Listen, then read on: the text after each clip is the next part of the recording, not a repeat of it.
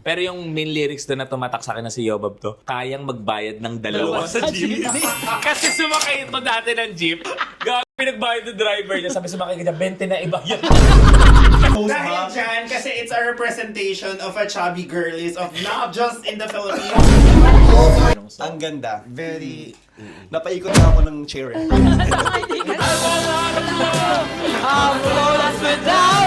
Ako, ang goal ko sa kantang to is enough na sa akin na marinig siya lahat ng chubby girly. Hindi, ako nung una ko siyang narinig. It represents you as yourself. Oo, ako nasulat ko to kapalit ng lahat ng pang-aasar ko sa'yo. Ang ganda niyang pang ano, pang